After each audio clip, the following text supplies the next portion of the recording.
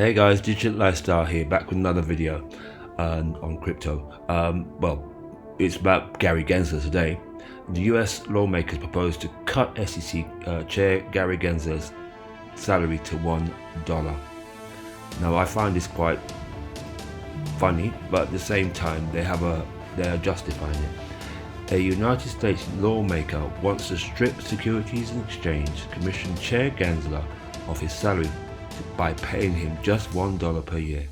If proposed, the amendments to the Financial Security and General Government's FSGG, Representative Tim Burchett suggested that Gensler's salary to be brought down to $1 as part of the wider proposal to defund the regulator. First introduced on July the 13th, it's the first time we're hearing about it, the FSG bill is a wide range of piece of legislation that aims to significantly reduce government spending across the board. It has the document there, but it's gone for some unknown reason. The rest of it's gone. But as you scroll down, there is a video on it. It's estimated that Gensler earns not north of $300,000 per year for his duties of head of the SEC. Burchett wasn't the only lawmaker taking aim at the SEC, with overall aim at the drastically cutting funding to the number of government agencies. While introducing the bill to the House Rules Committee on November the 6th, Representative Steve Womack outlined that the SEC, among other agencies, had fallen prey to regulatory overreach and was becoming the undue financial burden on the government. Womack said that the best course of action would be to defund the SEC to help limit its regulatory intrusiveness while forcing the regulator to return focus to its core mission. Specifically, return of rulemaking at Securities and Exchange Commission that lack proper cost-benefit analysis and aggregated impact analysis. To be clear, the agencies under our jurisdiction perform important functions. However, many have strayed from their mandate, and the results have been a true decisive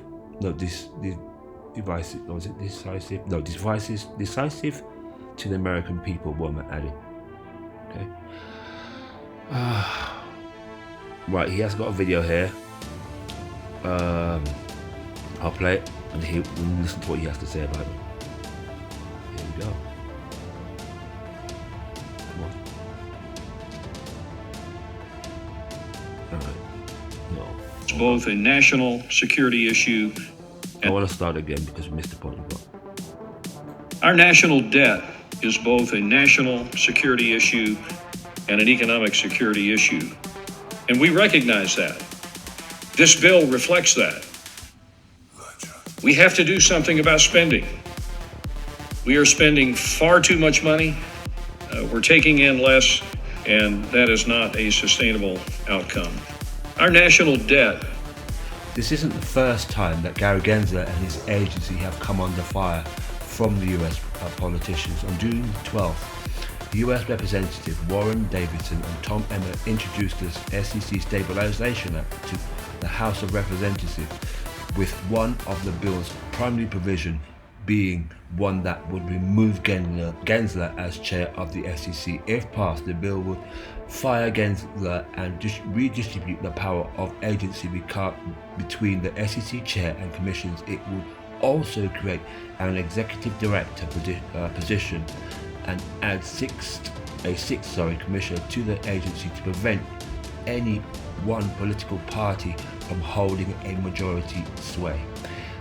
Davidson and Emmer have been long vocal critics of Gary Gensler's led SEC, with Emmer slamming Gensler as a bad faith regulator and accusing him of blindly spraying the crypto community with enforcement actions while completely missing truly bad actors. I'm going to say FTX there.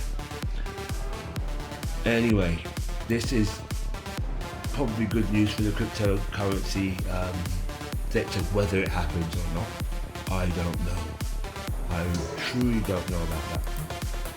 The fact that the US economy is in tatters, according to this article, and other countries are moving forward with digital asset regulation, and you have Gary Gensler literally hijacking the crypto industry, trying to squeeze it out of existence by enforcing rules that don't make sense and just making rules up. And you're seeing now government pushback. Hopefully they will pull him in and put him in a place where he can't do this anymore, or simply fire him, because I think that would be the best thing to do, given that he has held the USA back, and in doing so, not being funny, he's held the world back, because the world relies on the USA to make clear, concise and detailed regulation, or it did, shall I say. You now have other countries doing that. And play a video on from stablecoin plans for UK regulations for next stage of crypto regulation and legal, and from a legal expert. Listen to her. Is really the next stage of the UK's plan to regulate stablecoins and crypto assets more generally. And I think it's something the industry has been waiting for quite some time. So maybe just to take a step back and put these new publications in context. We've had various consultations over the past couple of years looking at, what a regulatory regime for stablecoins could look like in the UK. But actually the framework for the regime was laid in the summer in the Financial Services and Markets Act 2023, which became law earlier this year. Then at the end of October, we saw Treasury, so effectively the UK government, coming out with its, latest publications about how it intends to create that regulatory framework, within which then these new publications from the regulators, from the Bank of England and the FCA, will sit. So there are a few layers to this, and I think this is really what the industry has been waiting for, is not just to see, what does the shape of the framework look like, but how are the regulators going to approach regulation of stablecoins. And here you have, I'm going to play a video where City Minister Andrew Griffin, crypto regulations in the next 12 months, I think it's probably now 10 months away, or even sooner because of what's going on in the world. But you're listening to what he has to say. I'm going to put it on full screen and get it playing. Always been renowned for having high quality but progressive regulation, and so what we're seeking to do with that is to let people, firms, make the most of the opportunities from crypto assets and the broader distributed ledger technologies, but also combine that with good, pragmatic, proportionate regulation. So what I think we're learning is there's a lot of opportunity, there's a lot of interest, and people do see the value of combining those two things, doing it here because they get the imprimatur of high quality regulation, but also the benefit that everything else that London and the UK brings to the financial sector. And is this likely to result in new specific crypto regulation, or will it work within existing A bit of both. I mean, wherever possible, we want to see the same asset, the same transaction regulated in the same way, but there are some additional opportunities in the crypto asset or distributed ledger space, and we want to make advantage of that. So to give you an example, settlement using fiat-backed cryptocurrencies for settlement, for payment mechanisms, that's already in the financial services bill, so that's coming even sooner than the broader regulatory framework. Do you have any idea when we may start to see specific crypto regulation in the UK? Well, I think, look, over the next 12 or so months is the window. We've got this great asset in the UK. We've got control back of our rule book, not something the UK's had for decades, so we've got the ability to move in an agile and proportionate way. And I think when he talks about the rule book, I think he's talking about the Brexit, when we exited Brexit, when we did Brexit. That's when he's talking about that there. I'm hinting at that. Anyway, if you like this kind of content, guys, like and subscribe. Definitely keen we make the most of that opportunity. And there's a lot of study going on about a so-called digital pound, a central bank digital currency as well. The latest is that it's likely that one will be needed. What's the sort of roadmap for this going forward? Can you give us any indication when we may have a digital pound in the UK?